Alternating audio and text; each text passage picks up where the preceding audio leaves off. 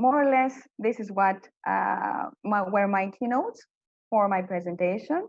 Thank you very much for having the opportunity to listen to me. I'm all ears for your questions, and I'll be happy to answer to your questions. Then the floor is all yours now. Thank you. All right. Thank you, Athena, for this very interesting presentation. I hope I was on time. Yeah, all fine. I will actually ask for a little bit of patience because I'm seeing that there might be something wrong with the stream. Oh, okay. I will be waiting for the confirmation that everything is fine. In the meantime, can I ask you to stop the screen sharing again, so we will again be both Yes. visible. Stop share. Okay. Perfect. Yes. Ah, okay. Okay. Perfect. No Okay. problem. In that case, welcome back, everyone. Thank you, Athena, for a very interesting presentation. I think that definitely corporate social responsibility is a topic that will still be going on for a while. And as you said, that this pandemic had in many ways an effect that shows the importance of this corporate social responsibility. I also think everyone can commend Isomat for the actions that they took. So thank you for this, actually. And the Now, good thing is that it's not only Zomat, but we can see that many companies from all over the world actually donated many things for the healthcare system, not only. And it has started a new era for the fact that we're doing this now is a new era that so far we supported best in Greece by supporting students to participate in best from the close. But now that you are given actually the best opportunity to have everyone sharing this from all over Europe, and not only, if I'm correct. So it's a new area, and we should embrace that. This is what I believe. yes, exactly. I definitely think that this is going to be a positive evolution, and it'll be interesting to see how this turns out. Um, okay, with the short downtime on the streams, I'm not seeing any questions at the moment, so I'll ask another one. Basically, as I'm understanding, Isomat is in many ways quite well ahead on the aspects of social responsibility. So I would like to ask for companies who have barely or not much or done not much in this field, what would you recommend as sort of first steps in working towards being more socially responsible as a corporation? First of all, it has to do, as I told you before, as it goes, the main stakeholders is the employees of the company. When you actually take care of your employees, that is a social responsibility. Even with following the basic steps, it doesn't seem that it's the basic steps for everyone. When I said about equal payments, that's not equal payments for all the companies.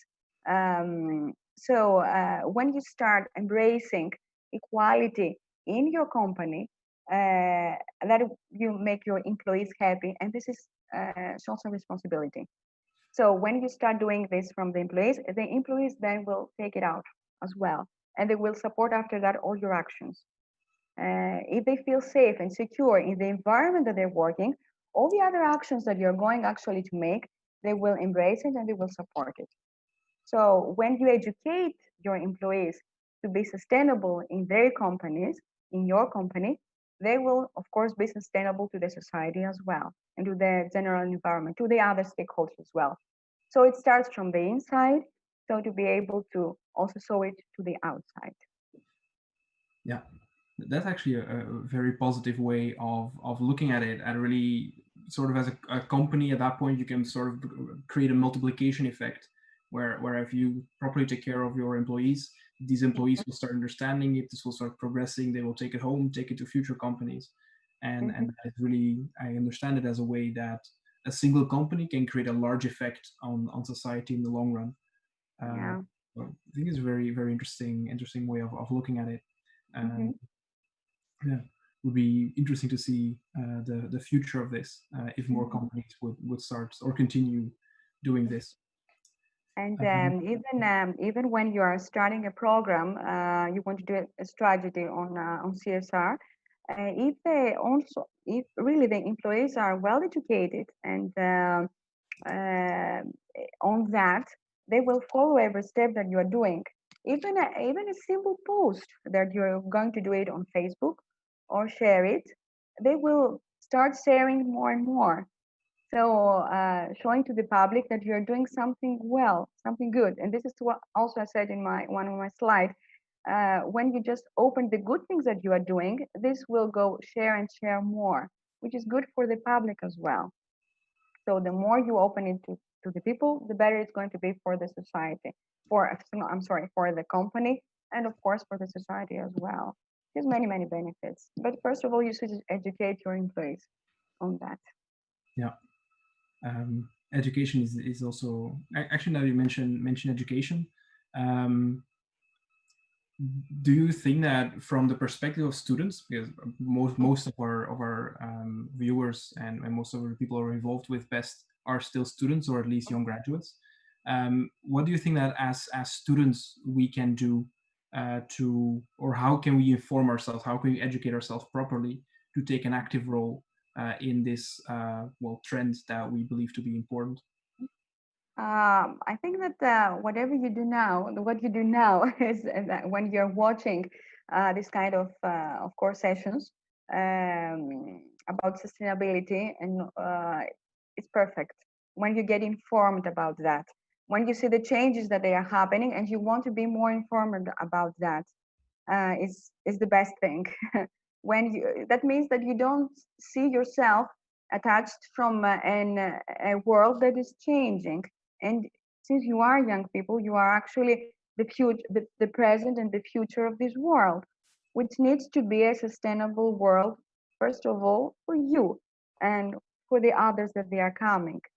So I strongly believe that education is the most important key that you hold in your hand, and you should keep it so to be able to unlock the doors of the best future for you in the companies that you'll be working, the organizations that you will be working, and the life that you're going to have. And and please participate in whatever has to do for the well-being of the society, of the environment, of generally for all the stakeholders, whatever good actions are being made, trying to participate as much as possible. It's this is how we actually it's a chain, and this is how actually we're going to build a sustainable world. Yeah. Indeed, active participation seems to be the key at any point when it comes to societal Yeah. change. Mm-hmm. And as usual, as young people, we have a certain responsibility there as well. If we want to actually have something change, we will need to be there Mm-hmm. to push it forward. Actually, now we've sort of talked about two of the main three perspectives. We have the corporate perspective, the perspective of young people or employees. Mm-hmm. Um, but how do you see the role of politics, of politicians in shaping some frames, laws, or something like that, for Mm-hmm. companies as to encourage them to make changes in the direction of responsibility? Should they be involved at all? Should it be pushed fully by the corporations, or should there be politics surrounding it? Well, since I am a person of balance, I think that there's also always a solution somewhere in the middle. I suppose there should be always be an understanding between what actually has to be done and can be done. It's I think that the real answer is somewhere there. It has to be, of course, always a dialogue between what is best for the society, which has to be done under a real perspective from the politics and from the companies as well. It has, most of all, we have to do what's best for the people, and then after that, to be able to do the best CSR strategies. Yeah. And then it keeps coming down to an all-around collaboration with the individual, the human at the center. It's Hmm. very nice to hear this perspective. Exactly. Um, It's humans in the middle always. yeah, So whatever the politics may say, always that actually leads up to the people. From the beginning, from the top to toes, this is how it goes. So the final decision is always made for the best of us. This is what they should always say, the politics. Yeah, that is very true, and I think a beautiful thing that more people probably should keep in mind when making decisions in any type of society. Yes. Um, Actually, I have one last question for you. You are responsible for corporate social responsibility in Isomat. Mhm. Um, how does one prepare for this position? Like the Uh, question, what should someone study, or what is the career okay. path you have to have before you get there? Okay, okay.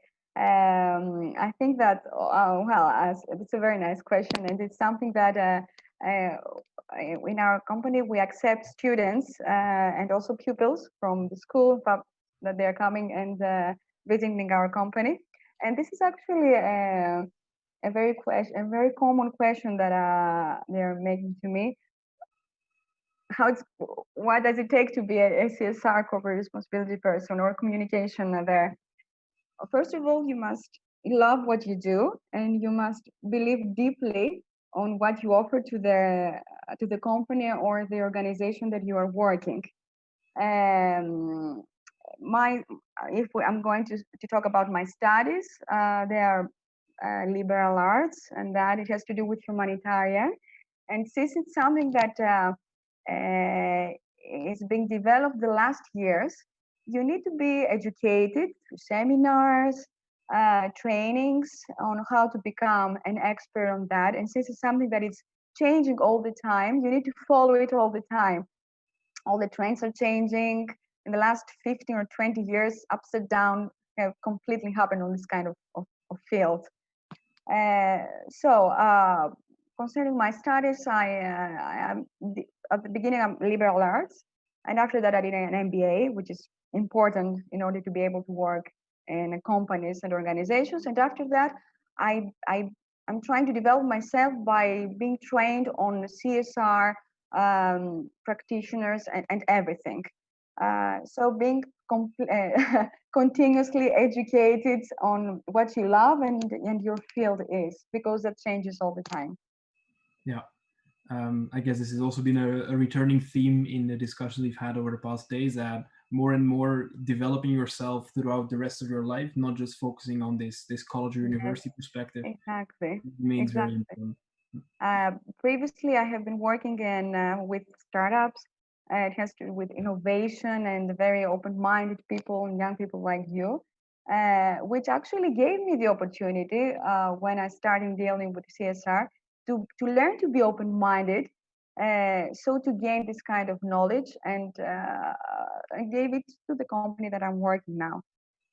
We need to be open-minded to new things, and we need to be open-minded to what's happening every day and embrace, as I said before, the changes. So embrace the changes and move forward. Yes. I think this is a quite a beautiful message to finish this question round on. I do think that we can probably keep talking about the topics of individual responsibility and corporate responsibility for a while. Yeah, In case anyone has any further questions, they are always free to reach out. So I would recommend our viewers to look back to this presentation. It will remain online. And if there's anything else that comes up, to always take individual action as well, to proactively look for more information, for more research, and don't hesitate to reach out to Athena.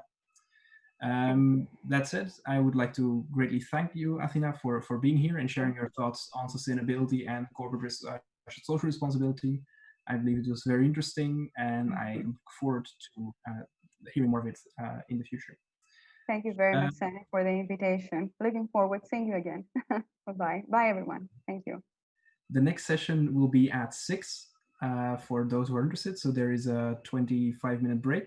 It will be a panel discussion where the heads of Atos, or where leaders from the corporations Atos or JP Morgan, as well as the World Employment Confederation and FEANI, will be discussing the impact of the pandemic on the future of work and employment. So I'm looking forward to seeing many of you there. That's is it. Goodbye, and hope to see you as well on the networking event later in the evening. Thank you all for watching, and see you later.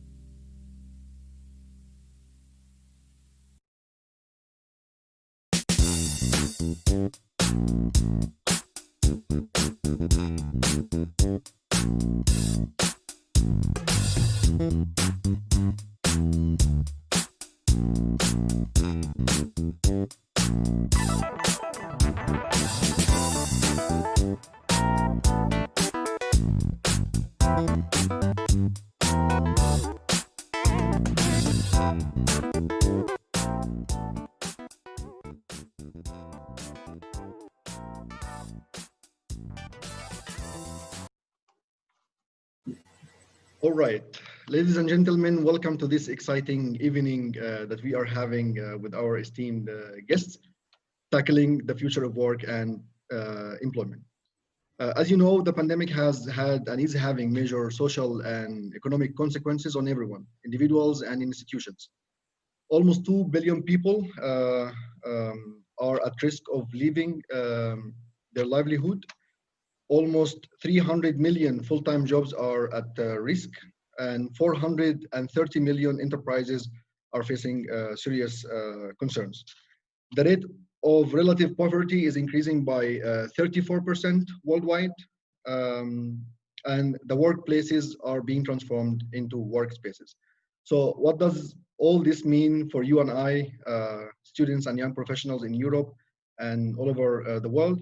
This will be the topic of our conversation today about the future of work and employment with our guest today, who I will have the pleasure to present.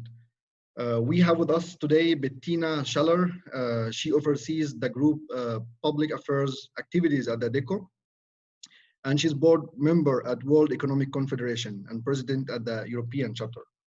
We have Dirk, who is the Secretary General of FEANI, which is the European Federation of National Engineering Associations. We have Paul, who is the head of group human resources at Atos, which employs 110,000 workers all over the world. And we have Paula, she is head of candidate engagement for JP Morgan in EMEA region. All right, I would like perhaps to start on a personal note. So before we tackle the impact of the pandemic on the world, maybe you would like to tell us about the impact of the pandemic on you as a person. So on what was the major impact on your work, and then of course on your organization as well. Bettina. Should I get started? Well, first of all, Walid, thank you so much for the opportunity to be here with all of you. Absolutely delighted. And well, the biggest impact is what we're doing right now, right? I seem to be speaking into a laptop computer days after days and hours after hours. And I'm in between thinking it's wonderful because I'm so connected, but it's also terrible because the whole human component has gone out of the window. So clearly a major shift for me in the way that I interact, in the way that I work, and a major shift in my own techniques of doing so. Absolutely. And how was it for you, Paula? I think like Bettina, you adapt, you try new things. It's interesting working from home when you have builders working on the outside of your building. I think one of the things for JP Morgan in particular, because I'm connected to the graduate and intern space, is that with social distancing and not being able to go into the office, we've had to change and pivot very quickly for our summer internship. So our summer internship is now completely virtual. And I think that's been a really good example of how out of this has come some real innovation, and we've been forced to try new things. And actually that's been really exciting, and it's amazing what you can build and deliver in a short period of time. I think our phrase at the moment that everyone's using is necessity is the mother of invention.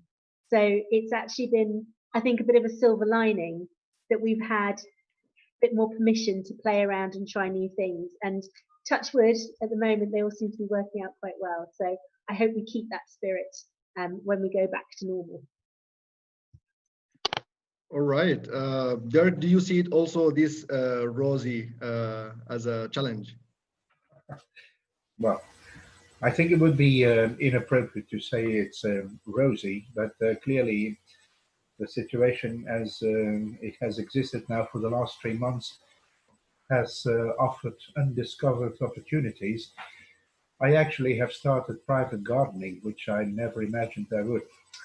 So this exclusion of commuting to work saves me about 2 hours a day, which in fact means I'm more productive than before. And I must say it is even more exhausting as what Bettina has just said. To going from one webinar to another teleconference is more exhausting than traveling internationally, actually. But again, I don't see this as a long-term alternative. I agree with her. The human interaction is something which you cannot replace by talking to a screen 10 hours a day. And I do not believe that for future students that will be an alternative either. More specifically, in terms of engineering, I don't see how that could possibly work if you do not have any practical exercises and so on. So this is okay for the time being. It is opening the window. It gives you more time to organize your day privately, professionally, and so on. It's good for a while, but I don't think this is a long-lasting alternative. But we manage. We'll see. The problems in the world are more significant and more important than that, I think. Well, Dirk, I hope you will keep up the gardening, though.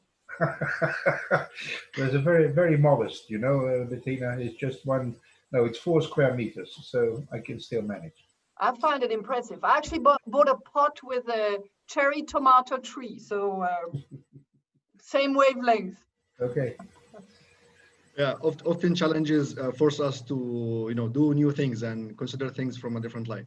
So Paul, did the pandemic force you to do something new and change the way you live your day? Hi, all of our new friends. Thank you for the time.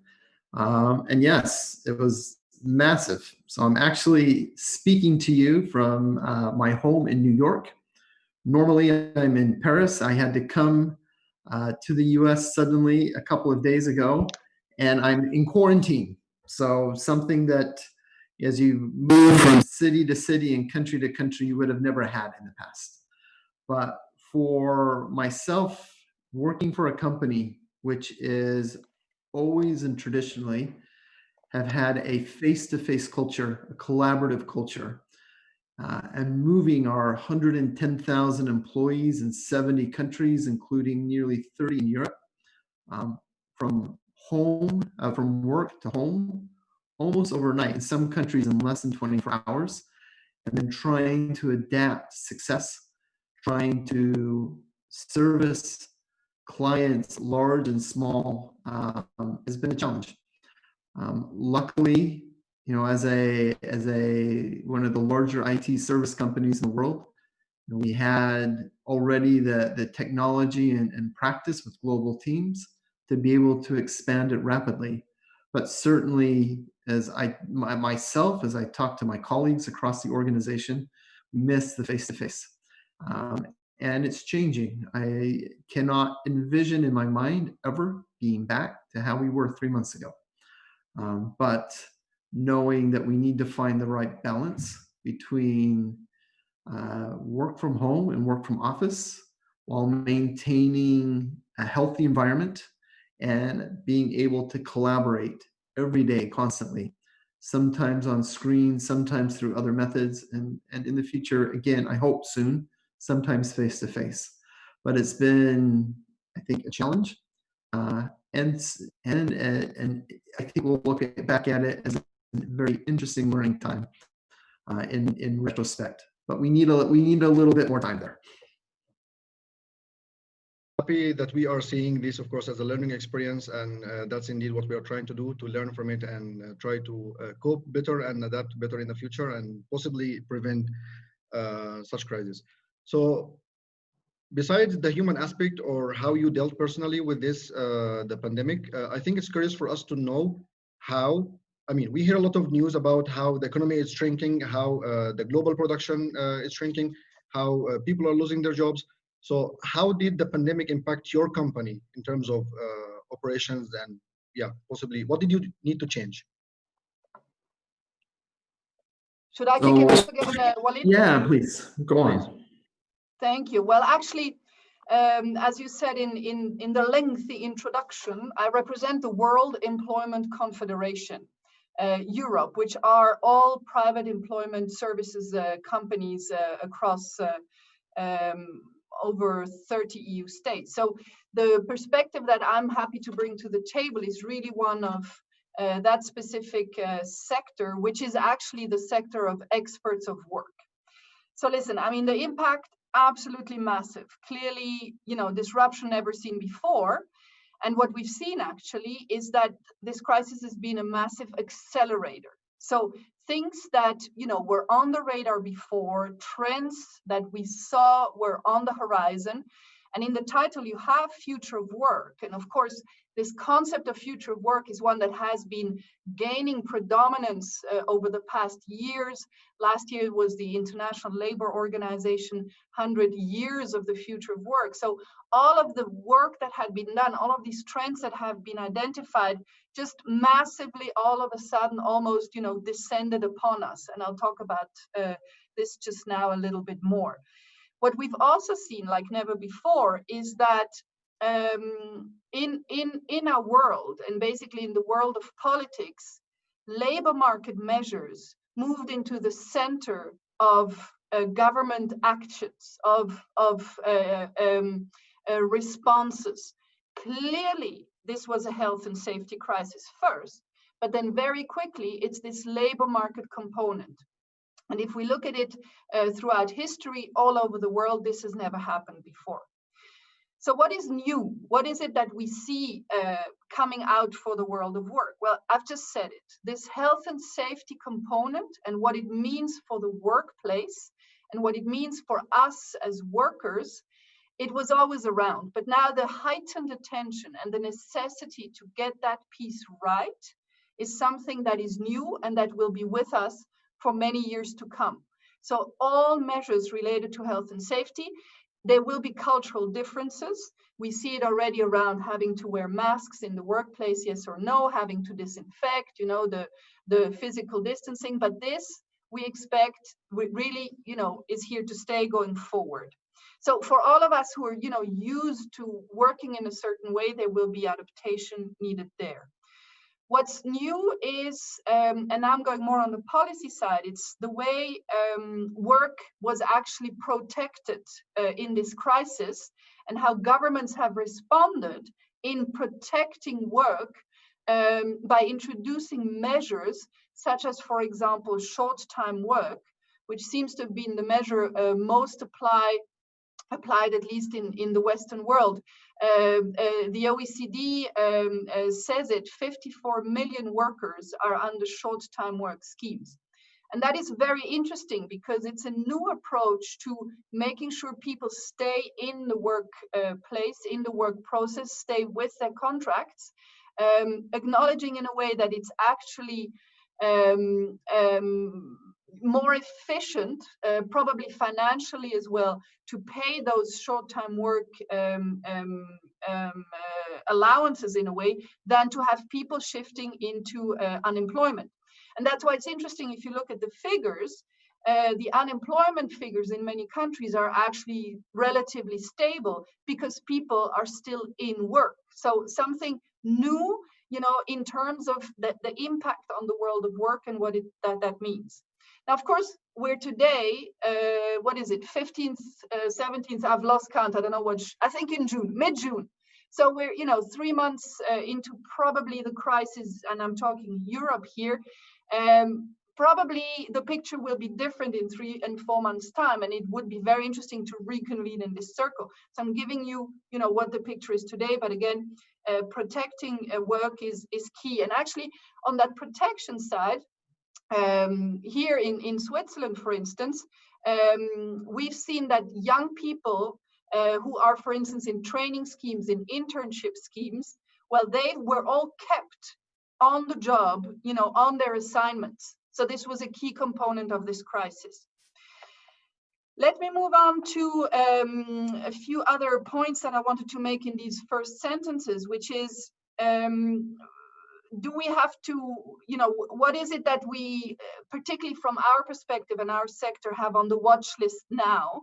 in terms of impact and in terms of what we think is going to affect everybody? Well, first of all, we're watching the fact that countries have replied by closing borders for clear protective measures.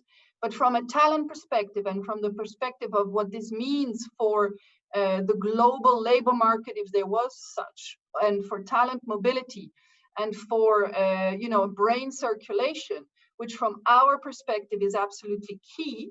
Well, this is one point we are worried about, and it's something where we're looking, wherever we can already to just, put the finger on.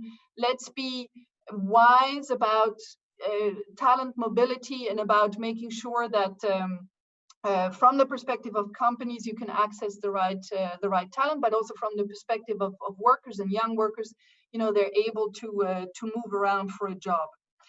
A second point is related, and it's a little bit different, but we're watching that in our industry with a worried eye, is around what the remote work has done to people's, wellness and in a way their mental health and all the elements linked to that. And a modern workplace, we knew that before the crisis, needs to take into consideration work-life balance and elements like that. We know it from younger generations.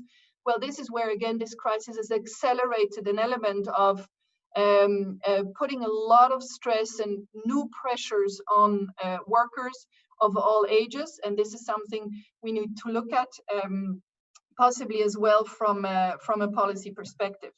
Talking about the policy perspective and remote work, one thing that we know will have to move into the center of attention is working time. The concept of working time with remote work has gone out of the window. And it's something in many countries that is the result of negotiations among social partners. So our expectations here is that this is something that will be looked at. Let me finish with a positive piece that we actually see in terms of impact on the labor market and how things are going to be probably changing. And again, I wish I had the silver bowl and could, just pick out, but this is the visibility we have. Well, we've actually seen that a lot of companies, but also a lot of governments, as they come now with recovery measures and programs, to pick up a normal economic activity again. Well, they're linking all of it to a green agenda, to the sustainability, to climate elements in a broader space. And so, it's a matter of conviction, but this is where us and our sector actually sees a lot of positive signals coming out of the crisis, because there's an immense amount of opportunity actually for the labor market, just based on the innovation that is coming out of that. And actually based on the skills transformation that will be needed, which everybody's talking about as well. But here we have very concrete, or we're starting to have concrete visibility on, how sectors are to look, whether it's the automotive sector, whether it's the aeronautics sector, whether it's, the tourism sector, and very interested to hear also on the technological sector. So let me finish here, looking forward to the discussion, but this in terms of just a few snapshots on visibility, on impact that we see from our side. Yeah, thank you very much, Bettina, for this panoramic, let's say, look at the impact that the pandemic has had on the work and the workers' right globally. Perhaps, Paul, could you talk us through how was the impact on an IT company at heart like Atos, which not only is being digitally transformed, but is particularly leading or helping other companies to lead the digital transformation. So how was it for your 110,000 employees? So it was interesting. And we follow our customers. So we provide IT services for a lot of the names that you know. And those, a lot of them continued as normal at home, virtually, whether it was, governments or healthcare companies, whatever, borders, even though they were closed, they still had to be monitored. Those services continued. But sectors which slowed down, or, whether it was, Airbus and their factory floors, or Disney and their parks, or production companies for movies and TVs, sudden project stops meant for Atos that we had a huge percentage of our employee base, which is normally productive and working and active each and every day, suddenly on pause. So it's how as a technology company where skill is important, how can we capitalize on a situation which has never happened before and use it to fast forward some of the skill progression of our employees. And what we've seen, and what I believed in the past, and think even more than ever, is that for an employee, for somebody coming, whether it's straight out of university or somebody who's been in the workforce for 25 or 30 years, that it's the skills that you have are more and more important in the future. We will always now have some sort of virtual collaboration. I look forward to some face-to-face return. That virtual collaboration will become much more prevalent than in the past. So it's the skills that you've developed to be able to utilize those, maybe instead of as a scientist in a laboratory or as a technician in a testing center, or as an architect amongst a team, to be able to manage those same set of skills in a different way of collaborating. And I think more and more, you're not going to say, "Hi, I'm Paul. I'm the head of HR and the head of talent for the worldwide company Atos." I can see in the near future me saying, "Hi, I'm Paul Peterson. I speak 3 languages, and I'm certified in these 2 skills as an expert." And that starts to redefine me as an employee and drives employability. As I look at what we hire in Atos, and each year we hire between 15 and 20,000 people. In 2020, more and more, and now almost exclusively, we hire based on a skill, not on a job title. And we hire based on a certification, not a job title, because we know it's portable. And we know that if you can do that face-to-face, you can do that virtually. And that ability to say, "Hi, I'm a Google Cloud certified engineer," and be able to work from my home office some days, with the team some days, I think that's the future. And as our minds change in what do I hold, what certificate of paper says I'm an expert, it drives who will hire me and will have a direct impact on my earnings. So in Atos, over the last 3 months, where we had more employees than ever available, this is what we focused on. We looked at the future of IT services, and whether it's, cybersecurity or SAP HANA or Azure or AWS or different IoT technologies. And we looked ahead and said, the next 6 months and 12 months, what certifications do these employees need? Do these students who've just started at Atos need to ensure that they have a good job, a job that our customers are desiring Atos to help them with, that we can give them that tangible certification so they can say, "Hi, I'm Paul. I'm an IoT certified engineer." And then take that to be able to work not only in a laboratory that maybe they've worked in the last 20 years, but do it from their home office successfully, and help them develop some of those remote collaboration skills.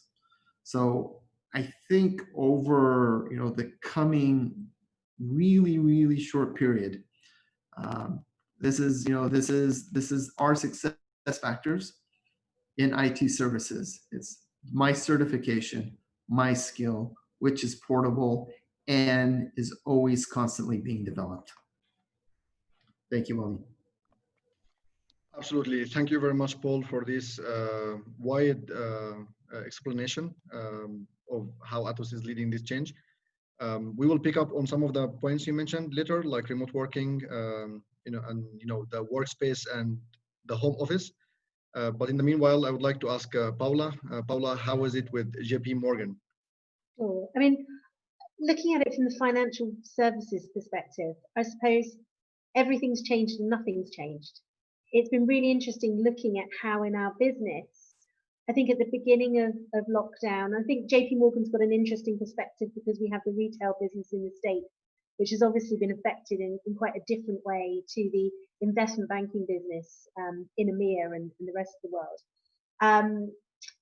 Because we're very involved in also being those people who are making the predictions about what's going to happen next. So it's interesting that we're putting that out into the market, but at the same time dealing with what's going on in our own industry, sort of in our own backyard, if you like.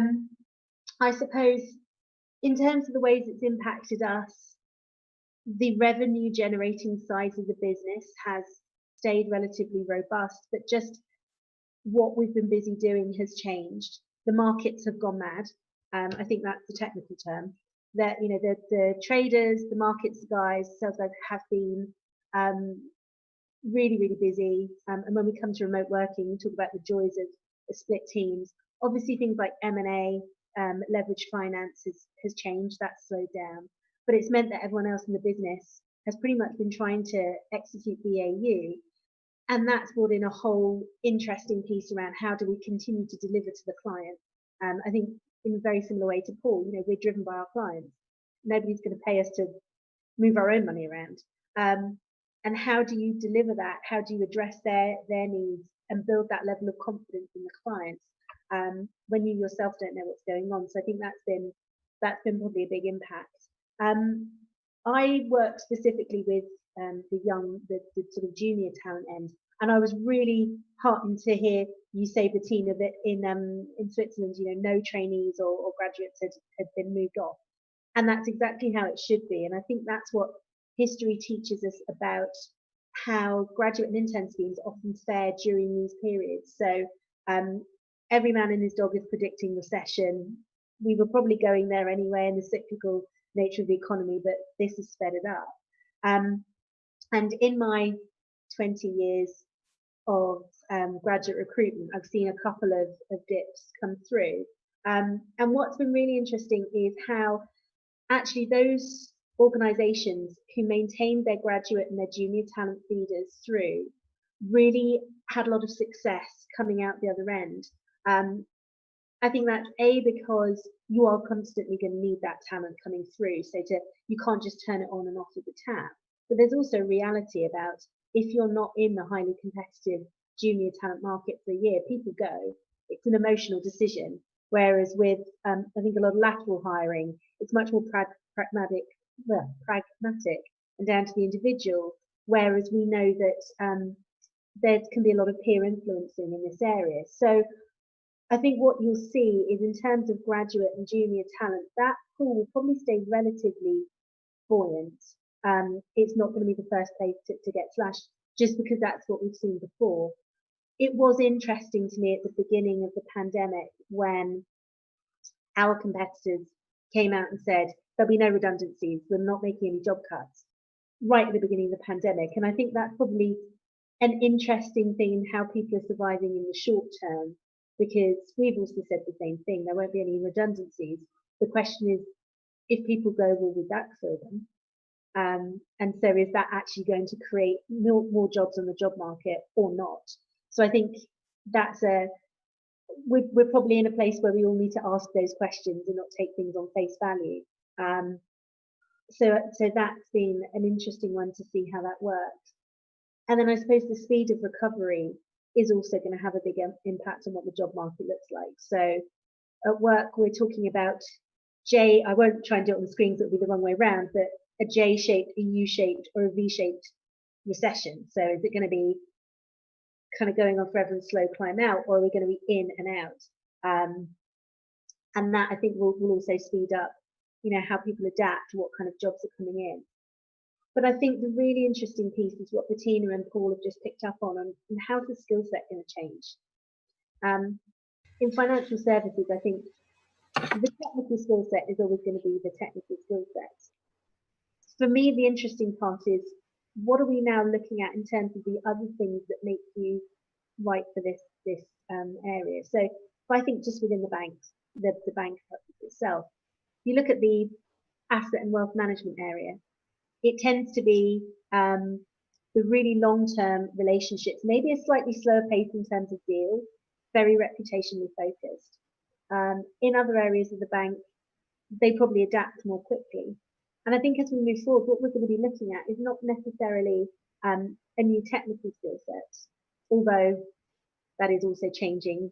Data analytics, I think, is more important than ever, but also that the approach that you take to your work, and do you have the learning agility that you might need? So, for example, with Paul saying about the certification, that have you actually got the ability and the mindset to understand what's coming and make sure that you're shored up? So I think we're going to be looking for that adaptability in people and the ability to, I suppose, read the room, read what's coming next, and be very future focused. I think certainly at the beginning of our career, we're just so focused on, like, I've got to get the right role in the right company, and it's all about now.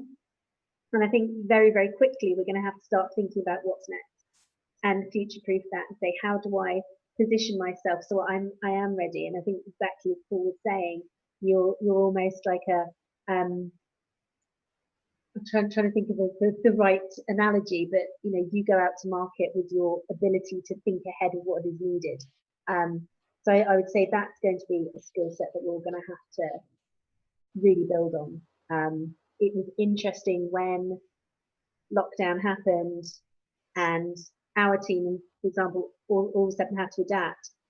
There was quite a slow start of people saying, "Oh well, let's just let it ride for a bit. I'm sure by July we'll be all back to normal, and we don't know how to do this." And actually, it was the members of the team who said, "Well, I'm not waiting to find out if that happens. Let's build this. What do we need to go now? Who's going out getting the skill sets ready?" Were the ones who've really shown up and been recognised. So I think it's having that mindset of how do we adapt, how do we play forward, and thinking what's coming next. I believe that most people always find inertia to change, and that probably one of the most important skill sets that people have, and our audience, the students of technology, we try with best to give them, is adaptability and flexibility.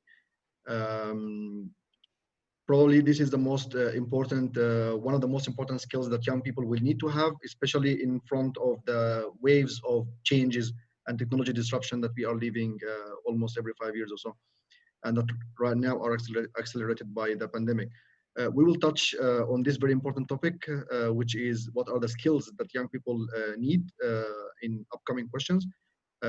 Before moving on, I would like to remind everyone who is watching that you can ask questions to our guests. You can ask on YouTube or on Facebook Live, and we will be making sure to ask your questions to the speakers. Dirk, what's up with engineers and the engineering profession, and how did you see the impact of the pandemic on mostly engineers specifically? Yes, well, as you know, the engineering profession is a very broad one. It has various disciplines. It goes from construction over biomedical to chemical to electronical, electromechanical, and so on. So to speak about the engineers in general is very difficult. Definitely the construction engineers, the civil engineers have had difficult times, as many of the works they were actually engaged in have come to a complete or partially standstill for many weeks, which will definitely have consequences later on. in terms of being held liable, in terms of not meeting deadlines in the execution of projects and so on. But on the other hand, other disciplines in engineering, such as the electrical and the biomedical, have more work than ever before with this pandemic. So the answer to that question is very diverse. Now, this Corona crisis overall, I think, has led to a sharp decline in economic output, and that is undeniably so.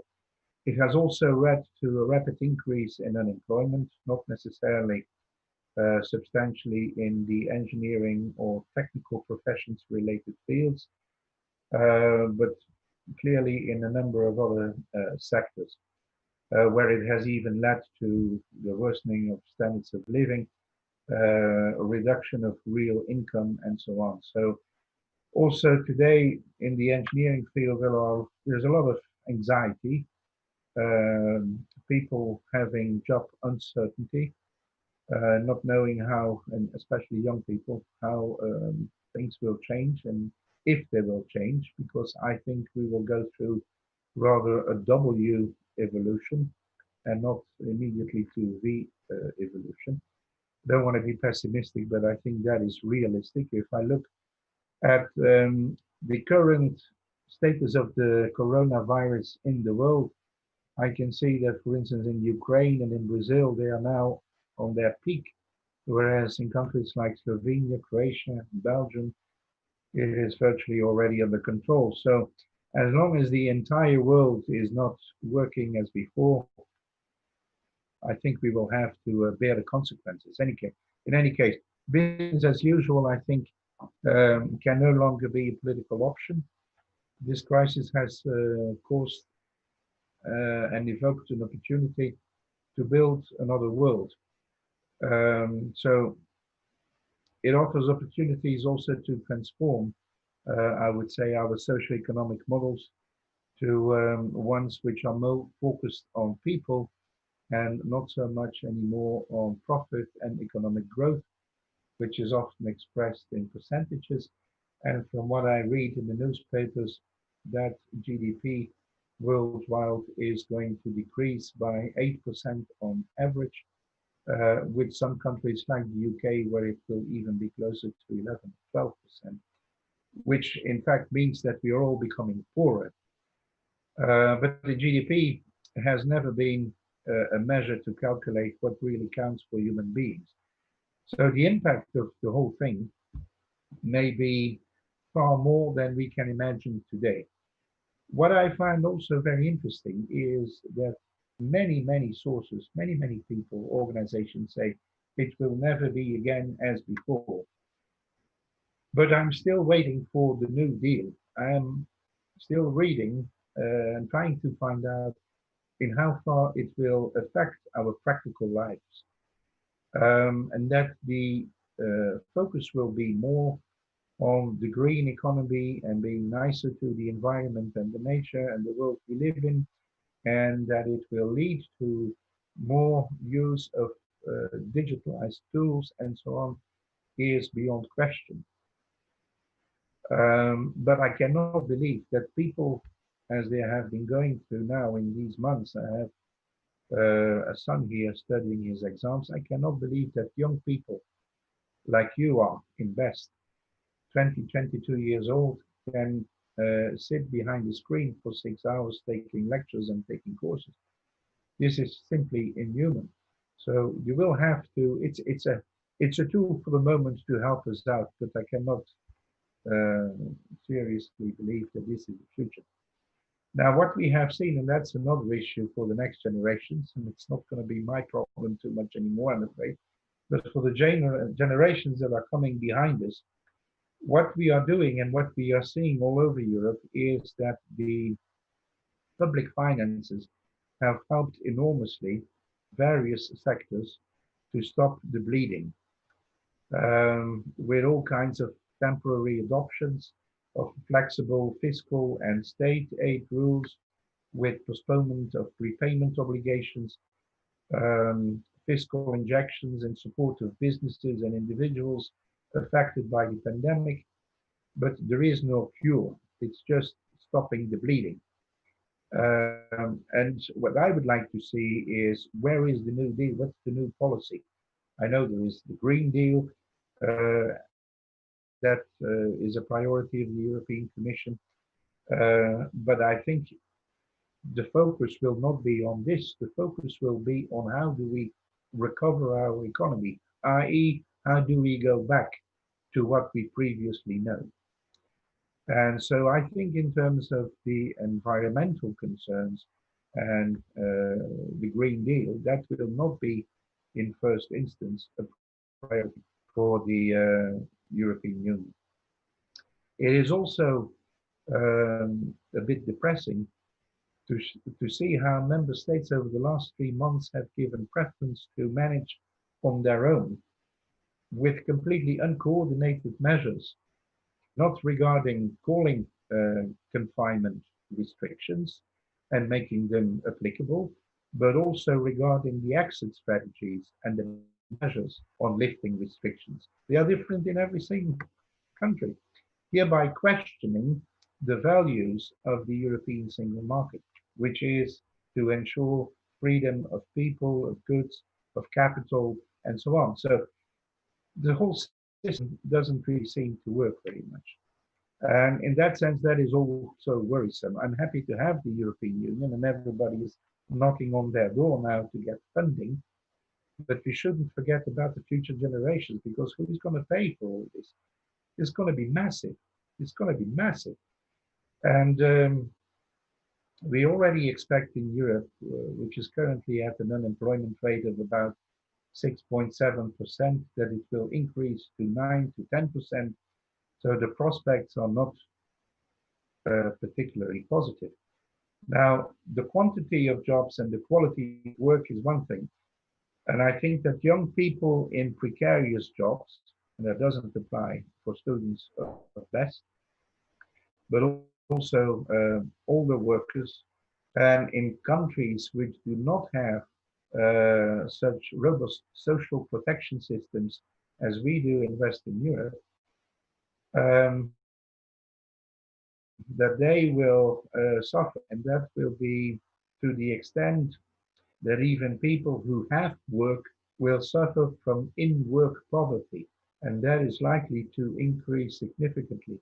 And the real need will massively exceed, I think, the limited resources of public finance. And that is something I think is worrisome for the future generations. So other than that, I'm lucky to work for a profession which is always in demand. And engineers have been very helpful to help work by their creativity, shifting their core business to the issues that were needed in producing masks and fleeces and so on. So we will survive one way or another. But I think overall the environment we'll be working in is not going to be the same anymore. It's an illusion to believe it will be the same as it was before, whereas we all want it to be back to normal again. But we will have to get adapted to the new normal. So again, I don't want to sound too pessimistic, but I don't think we should focus too much on restoring or recovering on what one once was, but that we should try to restructure and improve what we have been used to. In terms of promoting the circular economy, for sure, we all need to do that. We will have to contribute to climate neutrality. There are ambitious plans, as I said, in the Green Deal to be achieved in the EU by 2050. I'm not sure if we will get there, but we will have to do something. And yeah, we will have to be putting people and the future of our planet at the core of our concern. And overall, what is not sympathetic to say is frankly that we will have, and the tendency is increasing, we have too many people. There are too many people. It's not a nice thing to say, but our resources have no end. are not without an end. So we will see how to best use these resources in order to make sure that everybody has a fair chance in life. But also that is a concern. Yeah, So absolutely.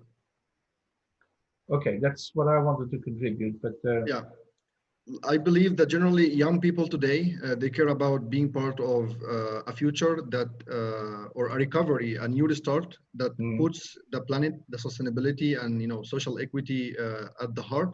And I believe that at least the engineers in Europe and Solidus Technology, they help design new solutions. They help solve problems, and I think they are here today more of solving a problem, and they are encouraged by challenges rather than intimidated by them. So as you mentioned, that in that new restart, we need to put people first and have people at the heart of the recovery rather than the GDP. And Bettina, in one of your articles, you talk about a new ROI, return on individuals, and you talk about a new social contract. So perhaps you could very quickly mention to us what is your view on that new ROI? No, absolutely, and you just said it. ROI, in our understanding, stands for the return on individual, and it's really about making sure that companies heavily invest, but also that every individual understands that it's all about the value that she or he brings. And you're absolutely right. I mean, at the center of our thinking is that new social contract, and it's all interconnected in our days. The point where we came from before the crisis was that, in a way, the world, you could think, is in a good place. We've gone through years of development, of innovation, but then if we look at the world of work, what we said is there's still too much unemployment in the world. There's still too much inequality. There's still too much rigidity, which doesn't allow people to actually enter the world of work. And then also, there's too many discrepancies between people who work hard and what they get out of that work. And so we said we need to look again at the responsibilities on the one hand side and the expectations of workers, of businesses, and of governments. And we need, for that reason, to look at a new social contract. Now, of course, the crisis has hit, but we still think more than ever that new social contract is necessary. So a new way of, committing to each other and of saying, okay, we want to make this work. I mean, Dirk said many good things in that way as well. Actually, one thing that we're saying is, it's not about a new normal or a better normal. We talk about resetting, almost recalibrating. And of course, what we're saying is, let's take the good from before, let's keep that. And then, let's make sure we can, as I just said, rebuild, recalibrate. The discussion will probably be, what do we all understand as being good and has to be kept, of course. But if we go by certain fundamental principles, and that's where the new social contract comes in again, just what is the right thing to do, we think this will help the discussion.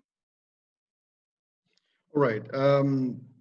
As we approach the topic, there are a few points that we would like to pinpoint here before we move on to the questions from the audience.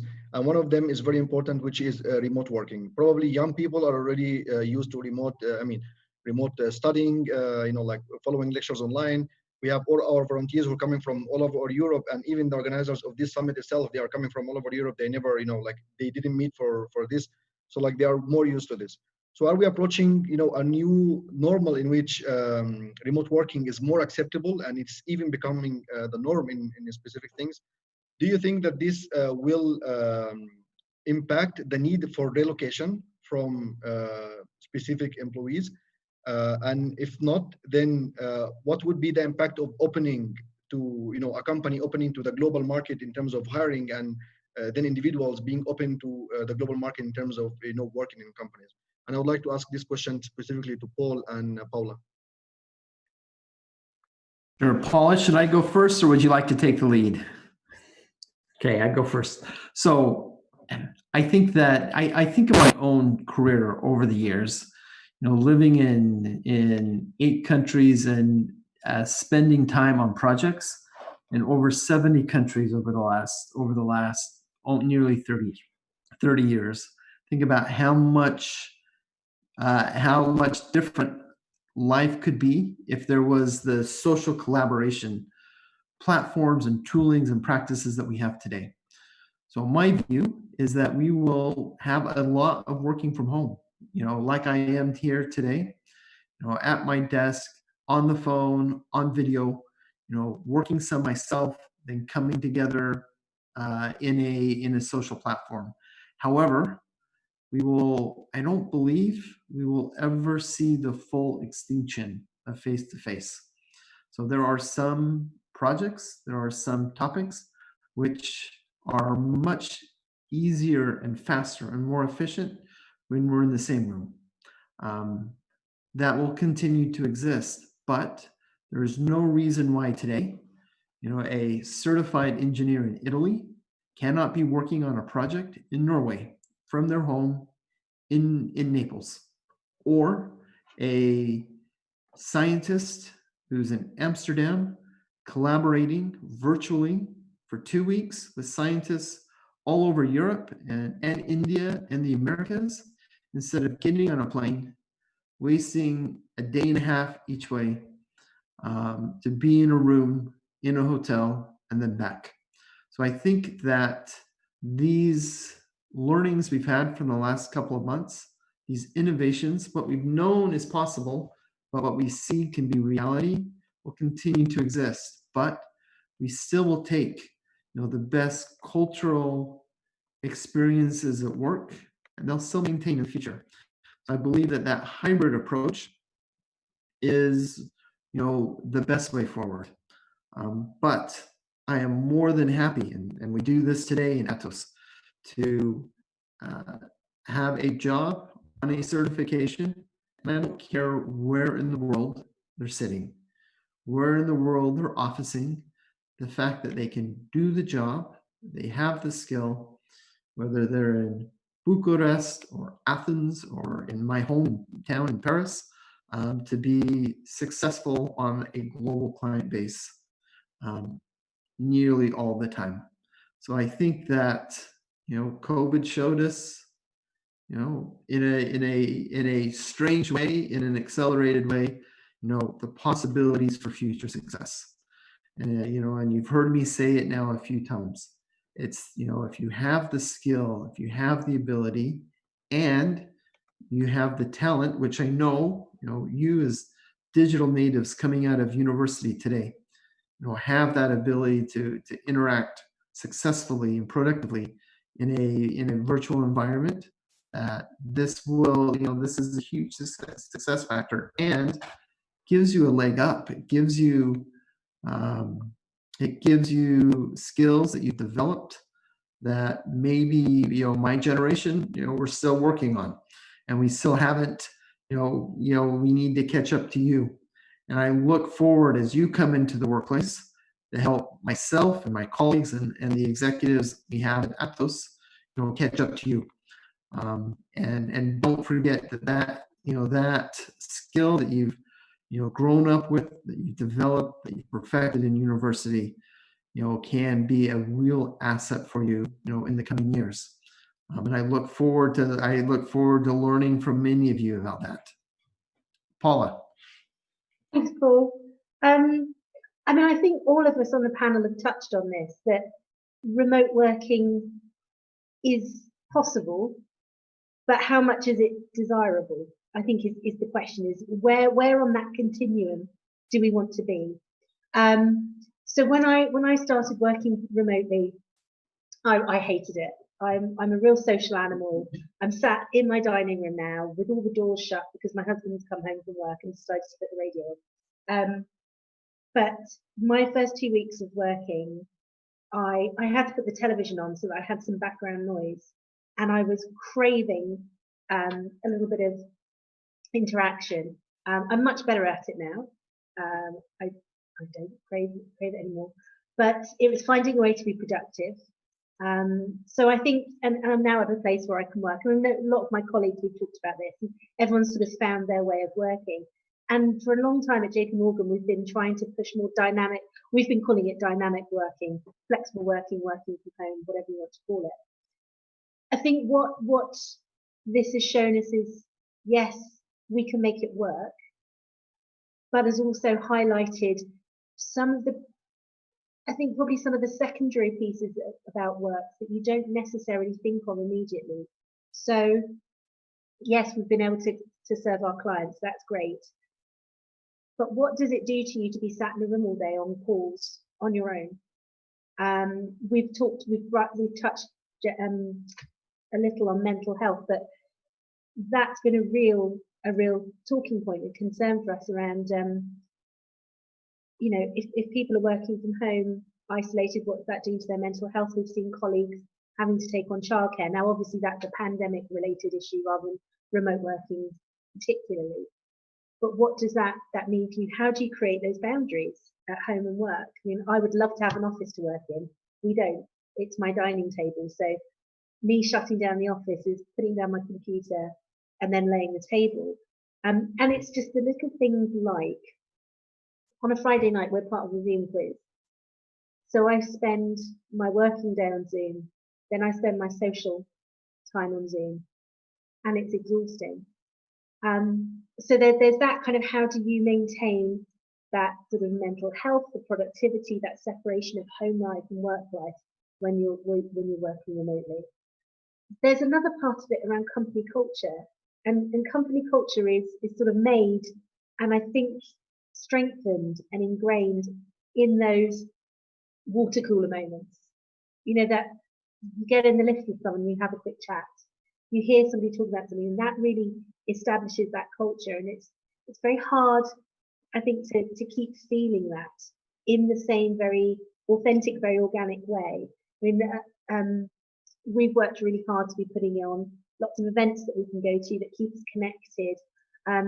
You know, the other massive world issues that are happening outside the pandemic at the moment have also caused us to focus on culture and that sort of thing as well, and connecting with people and sharing our stories. But I don't think I realised, or many of us realised until now, just how much you do thrive on that connection at work. And I think we need to be really careful to make sure that none of that gets lost, and we don't become collections of individuals who happen to maybe do the same thing, versus are we bigger than the sum of our parts? But there was another observation that I had, and I think this particularly kind of hits home to me. So I live in Bournemouth in the UK, which, for those of you who don't know, actually has Europe's best beaches, or some of Europe's best beaches. I don't know if we're still allowed to say that now after March, but we did have some of you. We've definitely got Britain's best beaches, which isn't saying much. But it's interesting because for JP Morgan, this is a hub, and you know, it's cheaper to live in Bournemouth than it is to London, but it's also maybe seen as a little bit sort of Bournemouth isn't quite as good as London. And I think there have always been places like that around the world. And I think one of the first things that happened, or an article that I read about the pandemic, was talking about the Bay Area in the US and the proliferation of the tech companies who've been driving up house prices in San Francisco, so that, you know, nurses, teachers, just normal people who aren't working for Google and Facebook couldn't afford to live there. And they were talking about the fact that a lot of those companies are now coming out and saying, well, we're going to allow a remote working for everyone. So imagine a scenario where you didn't have to live in San Francisco to get those big bucks from Google. And so the house prices started to flatten out, and investment started going into other areas that didn't have that concentration of jobs. Now, it's quite, I think that's quite an idealistic view, maybe a bit pie in the sky, but it really got me thinking. For my career, you know, my career development, being in Bournemouth and therefore away from the action, is that necessarily a problem?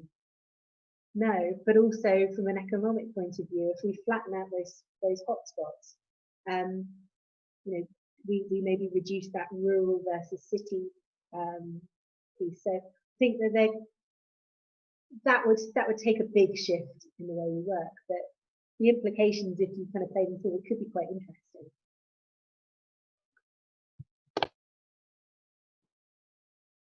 All right.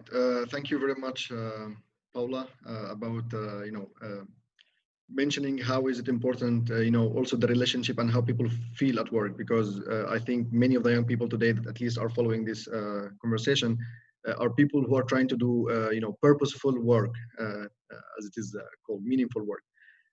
So we hope that pandemics and other crises don't force people to focus on things that they don't find value in. All right, so right now we are 1 hour into our lovely conversation and it's going on. We will now go for a few questions coming from the audience with our friend Pedro. Hello again. Thank you, every friend that's here. And the question now will be, it's for everybody, but I think that Bettina and Dirk can start to answer because they have been not answering to the previous questions. It's a question regarding if you predict many new opportunities for engineers for the near future in the market. So in the market after this impact of the COVID. Yes, Bettina, maybe I can start and you can take over or complement the answer. Well, I may have already touched upon it in my previous intervention. I think the engineer of the future will have to be digital and he will have to be green. And he will have to have skills, which I believe he is not going to acquire from behind his screen. So while preparing for this conference yesterday, I also noticed that Walid sent me the question, what about the hiring and so on, and what about career development, as Paula has just mentioned. That's going to be very difficult to assess from behind the screen.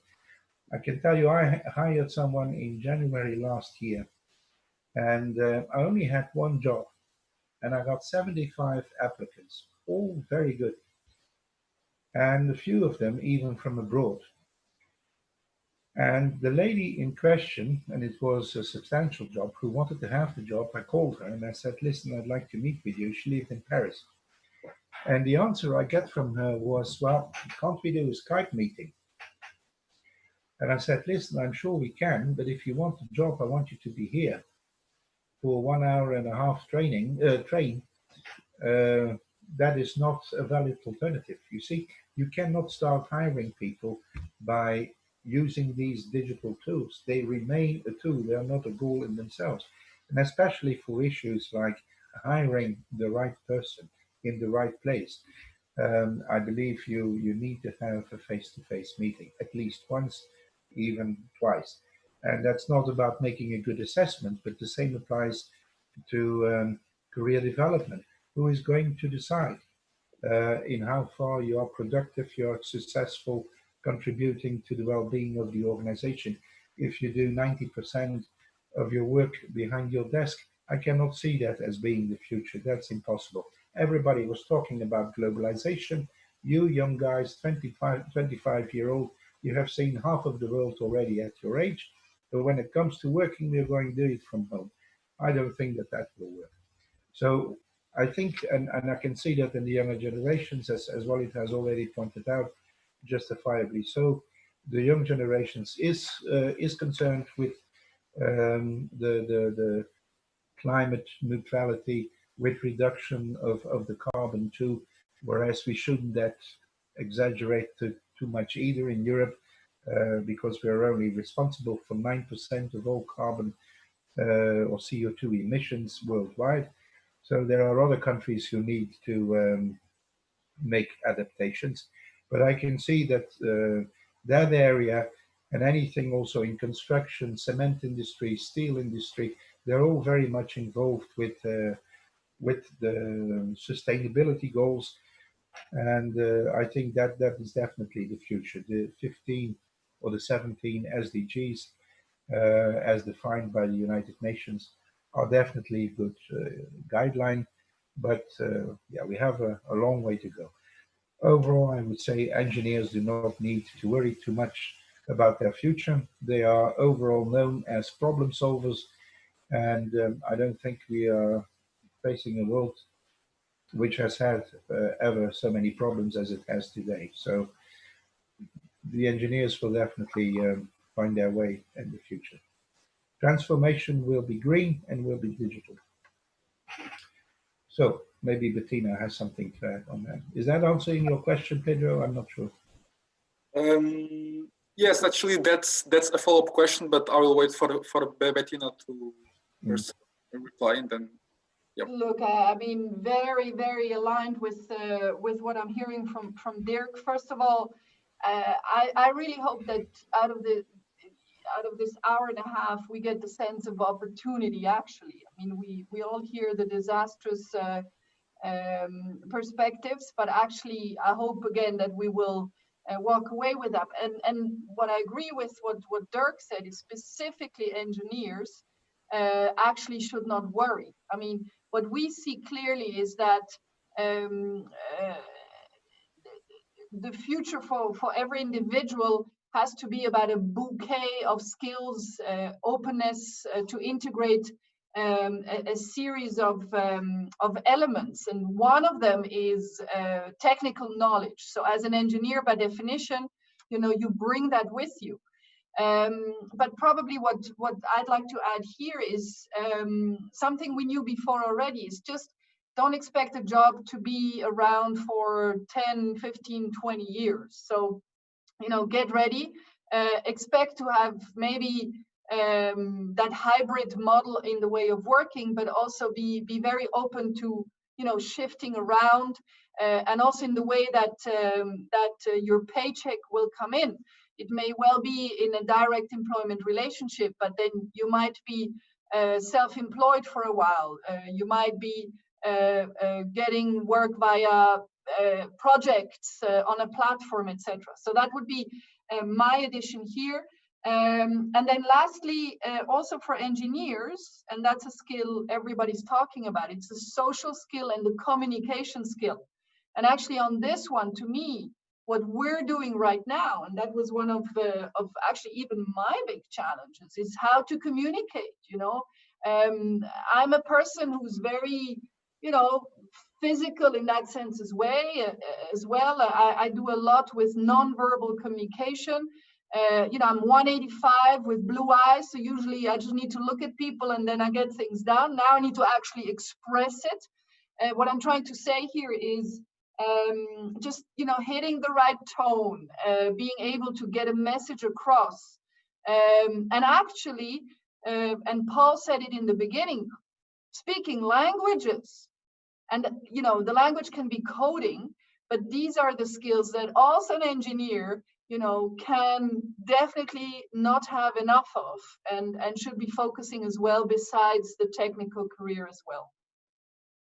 And then probably home gardening is an excellent skill to have as well.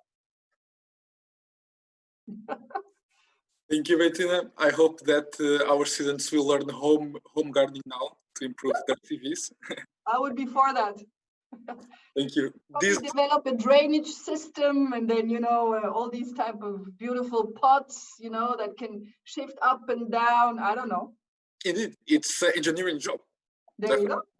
You go. This bridges us to another question, which is related to, because nowadays, during this month, universities are also teaching differently.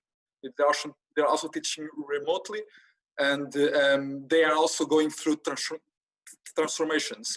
And the question is, do you think skills and knowledge gained during the pandemic and after the pandemic will be treated differently, since they were not achieved in the conventional or the classic way that has been done before? Are companies going to address it differently as well now for everybody? Is it okay if I start now? Because that's something that I've been talking about a lot. You must. Getting a lot from students. Is this real concern around how is all of my experience, and not just around the teaching in schools, but people who haven't been able to get internships in the same way. I think people are really, really concerned. Now, what I'm about to say, don't for the slightest thing think that your degree is important. Your degree is massively important. But it's how you talk about your degree and what your degree brings to the people that you're going to. And I think, and you know, Bettina and I, we probably coach people on this kind of thing at different levels. It's how you talk about your experience and how you make that experience valuable. And I've, you know, worked with people who've done all the right internships. They've got the degree in economics. They've done all the degree in engineering, which, to be honest, in a bank, we want engineers too. It's a constant battle. They've done all that, they've got the internship, but they don't understand how to talk about those skills in a way that's meaningful and shows what they can do. And then you've got somebody who comes from an English degree who has decided later on to go down a path and so develop their own investment portfolio and speaks really passionately and really knowledgeably about their experiences. So I think, you know, first of all, what's important to me is what you think you've got and how you can sell that to me. And I think people get very, very worried about, am I doing the right thing? The right thing is to do something, but make sure that there's a value that you can bring to it. So we will understand what's going on. I mean, we're keeping very close to the university developments as well. So we'll understand that there's been extra challenges. So we're actually going to be really interested to hear how those have maybe made you have to adapt the way that you learn. You know, if you've been a very social learner, sort of part of work, you know, groups where you sit and you discuss your ideas, when you don't have that, how have you had to adapt? That kind of scenario is more interesting to me than the actual technical piece that you learned. So, you know, facts are facts, and however you pick them up is going to be the same. It's how you've approached that change in the situation. And then so that's one part of it, but it's then how you take that knowledge and help me understand how you're then going to use that. So the 6 of us on this call at the moment, sorry, Osvaldo, who's our tech guy, the 7 of us who are on here at the moment, we could all learn exactly the same skill over the next 20 seconds. But the way we might sell that and talk about it would be really different. And depending on what we do, it's going to have more or less value. So I think it's really working out. It's not just knowing something, it's how are you going to apply that. You know, we're all going to learn the same things, but we'll all use them in different ways. So I don't mind what you're learning. I want to know how you've done it and how that's going to be valuable to us, how you're going to bring that to life. So you're going to be at no disadvantage from the remote learning. The case is still explaining that experience to us and showing the skills and the value that you've got, however it's happened. And I'd just like to add, as Bettina and Paul have said, it's very important about languages. My lockdown thing to speed the time away is I've been learning Swedish on Duolingo. So there we go. Bra. Oh, I can't remember, thank you. Like I've learned really useful things like it looks like a turtle. Smör, bröd och lök. No. Se så mot sköldpadda. Sorry. You know, in BEST, we try to learn every skill. So if we can learn a new language now, we are more than happy. So, Paul, I think you had something to. No, I was just going to agree completely with what Paula had to say. I think for the IT engineers on the call, you know, your skills are really transferable. You know, if you learn, you know, Java, or you learn, you know, Red Hat, or you know those skills that you learn in the classroom or you learn virtually, it's the same. You get the same certification. But what I really liked how Paula put it, it's how did you use the last 3 months to improve and to change how you work and how you learn. In Atos, we don't devalue this time at all. Your degree is your degree, your certification is your certification. But when you get asked, how did these last 3 months change how you work and how you learn? That's a key question. And I would counsel you and highly suggest that I hope you did learn and that you're able to articulate that so that as you're looking for a job, You can talk about how virtual learning and virtual work, how you made that progression and how that becomes part of your key skills that you port from university life to professional life. So well said, Paula, and a thumbs up from me. I have, if I may, another footnote comment to make to what I've just heard.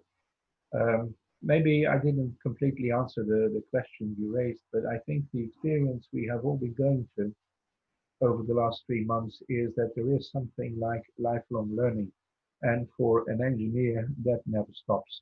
And that's actually inherent to that profession. Bearing in mind the velocity by which technology changes, it is even paramount to have this open mind and to continuously keep on learning. Now, that can be formal learning, it can be non-formal learning, or it can be informal learning. As what we are doing now. For me, this is informal learning, talking to other people and getting the experience from different sectors and different experts in the field. So I think this is also lacking.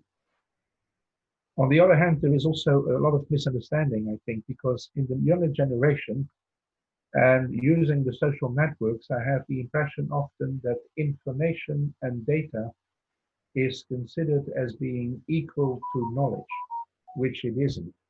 And knowledge isn't equal to intelligence either, in the same way as intelligence is not wisdom. So we have to make, I think, different distinctions there. Fact is that if you leave school, that was at least 30 years ago when I graduated, we knew a lot of things, academic knowledge, but we didn't know how the actual professional world was working. And I have seen a shift in that educational systems all over Europe, that less emphasis is actually put on the knowledge and the knowing, but more on the ability of put it in practice. So in that sense, I also agree to what has Paula just contributed. You need to have, of course, both.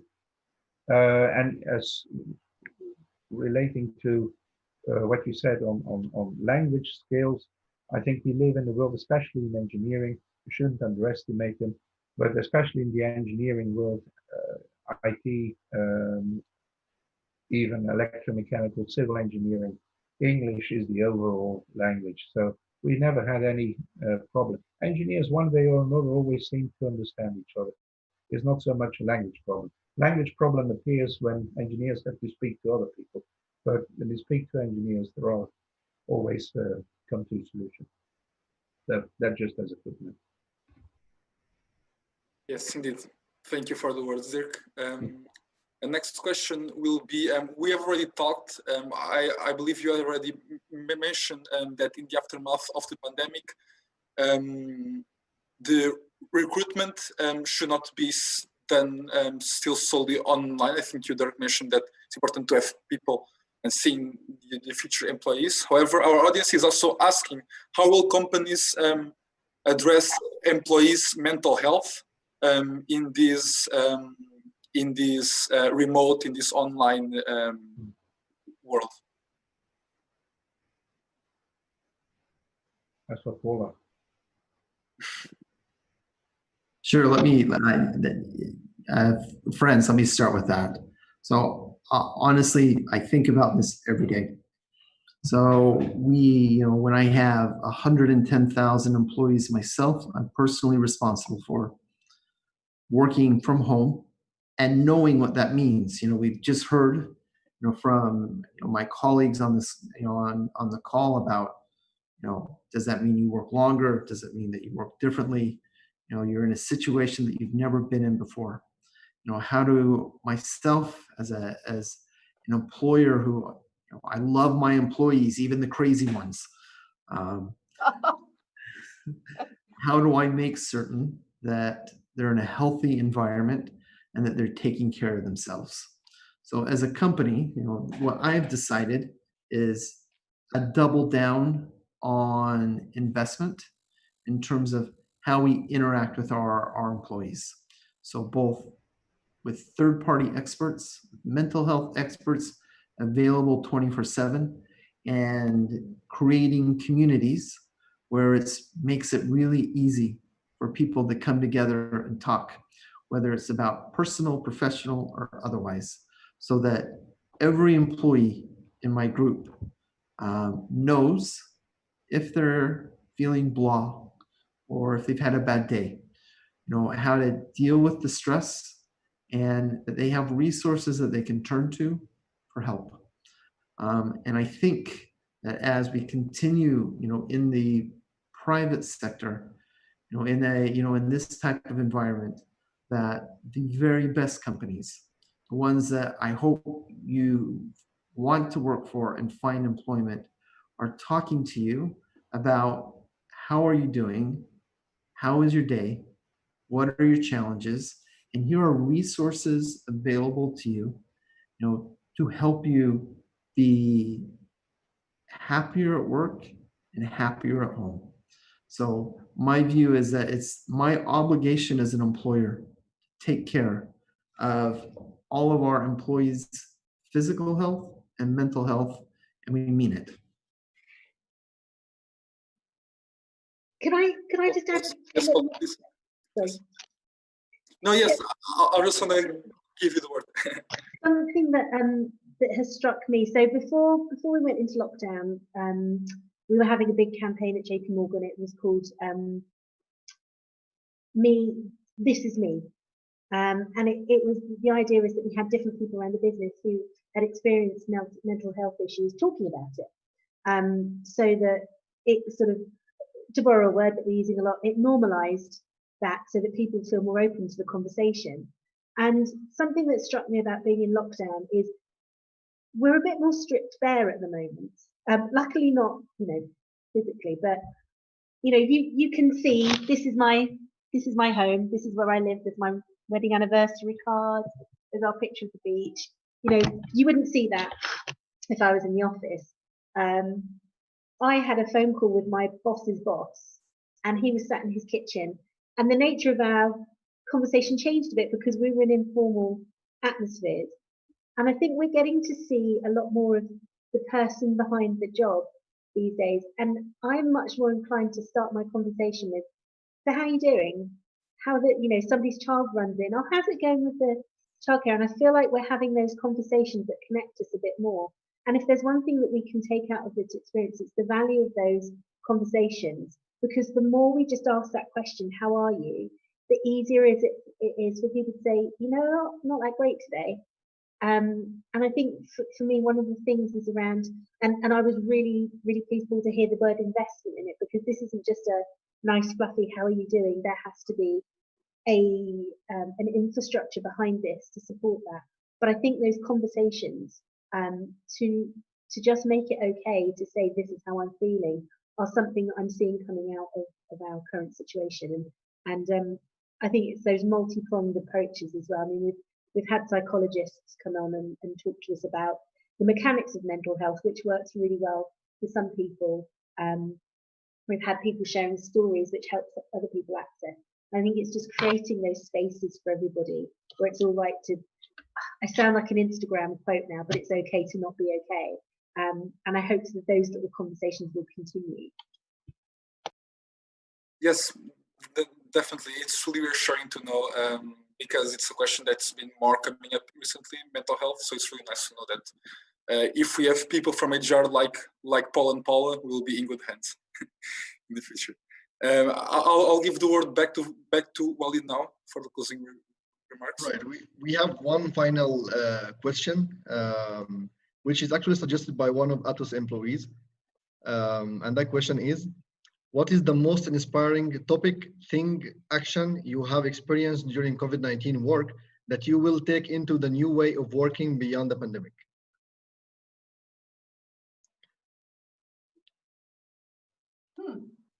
Bettina is thinking. You see that?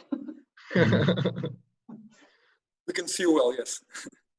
So I'll start the answer. So for me, it's the human spirit is amazing. So when there are challenges and crisis and sometimes heartbreak, that the human spirit to be able to lift ourselves up and to say, I can manage and I can not only survive, but I can thrive, is absolutely amazing. And I've seen that so many times throughout my community, my employees, almost too many to name. But as I think through, what do I take away? It's, let's never underestimate the spirit that we have to accomplish and to improve ourselves. And amazing. That's very beautiful to hear. Thank you, Paul. Bettina.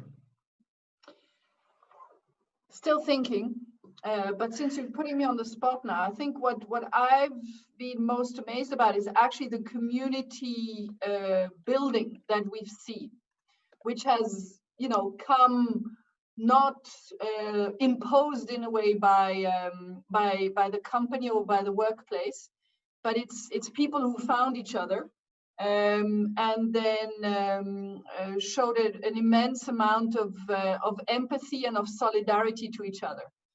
So I've been involved and connected. My WhatsApp's literally been on fire as just one of the tools, and I think I'm probably involved in up to 12 different groups of people, which very, very likely would never have happened if this crisis had not been there. So it's a sense of community. Paul, you've referred to it, but it's just how that grew or emerged almost grassroots as it is.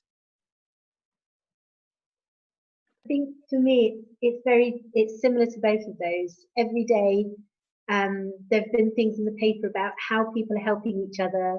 Right at the beginning of the pandemic, there were so many reports of, in the UK, people in supermarkets going and paying for somebody else's shopping to say thank you, for paramedics and something to say thank you. When you walk around our local area, the piece has been, they've drawn rainbows to say thank you to the NHS workers. And I think it's, again, I sound like I'm being a little bit cheesy, but it's, there's still more good in the world than there is bad. And I think that's a really nice thing to remember when it's all feeling a bit much. But you just look around you and there's definitely more good than there is bad. Paula, being Swiss, I love cheese, and I'll bring the wine. But I'll tell you what, we've got some friends down the road in Larkin. Next time I come over, we'll do a stop in Zurich first. Ah, we're on. We have a meeting being planned live. That's great. Dirk, beside gardening, what else have you got from the pandemic, from these times? Dirk, you're on mute. I have had the experience that actually I work more efficiently. I work, I think, harder. I work longer hours, and I have a lot less stress than I used to have when I go to the office. And it probably has to do with being in my home environment that makes me more relaxed. But I can understand Paula also if she says the opposite. And I have proposed this to my co-workers, and I can see also the difference.